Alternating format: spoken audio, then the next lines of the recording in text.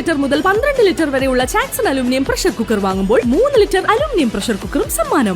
Thrissur Pooram police കലക്കിയെന്ന PV അൻവറിന്റെ ആരോപണം ഏറ്റെടുത്ത് മുൻമന്ത്രി VS സുനിൽകുമാർ. പൂരം അലങ്കോലമാക്കിയതിനു പിന്നിൽ രാഷ്ട്രീയ ഗൂഢാലോചനയെന്ന ആരോപണമാണ് തൃശൂരിൽ LDF സ്ഥാനാർത്ഥിയായിരുന്ന VS സുനിൽകുമാറിന്റേത്. പൂരം നടത്തിപ്പിലെ വീഴ്ച സംബന്ധിച്ച അന്വേഷണ റിപ്പോർട്ട് പുറത്തുവിടണമെന്ന് VS സുനിൽകുമാറും തിരുവമ്പാടി ദേവസ്വവും ആവശ്യപ്പെട്ടു.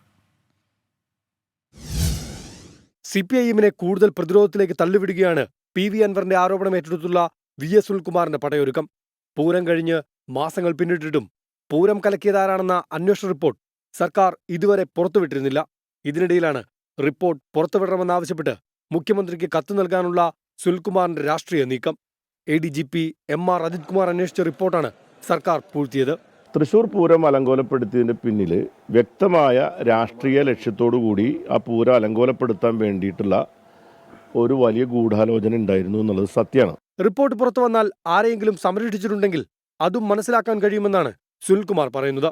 അജിത് കുമാർ അട്ടിമറി നടത്തിയേക്കാമെന്ന സാധ്യതയാണ് സുനിൽകുമാറിന്റെ ഈ പ്രതികരണം. പൂരത്തിന്റെ ഒരു ചടങ്ങുകളിൽ അതുവരെ പങ്കെടുക്കാതിരുന്ന BJP സ്ഥാനാർത്ഥി നാടകീയമായ ആ സമയത്ത് പ്രത്യക്ഷപ്പെടുകയും ചെയ്തു എന്നുള്ളത് കൂട്ടി വായിക്കുമ്പോൾ അതിന്റെ പിന്നിലുള്ള രാഷ്ട്രീയ ഗൂഢാലോചന എല്ലാവർക്കും മനസ്സിലാവും.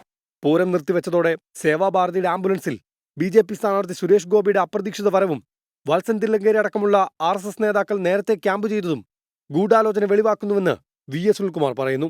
പൂരപ്രേമി എന്ന നിലയിൽ ചോദ്യങ്ങളുയർത്തി സർക്കാരിനുമേൽ പൂരപ്രേമികളുടെ വികാരമായ വിഷയത്തെ അവതരിപ്പിക്കാനാണ് സുനിൽകുമാർ ലക്ഷ്യം വെക്കുന്നത്. അതിന്റെ റിപ്പോർട്ട് പുറത്തുവിടണമെന്ന് തിരുവമ്പാടി ദേവസ്വവും BJP തൃശൂർ ജില്ലാ നേതൃത്വവും ആവശ്യപ്പെട്ടു. 24 തൃശൂർ.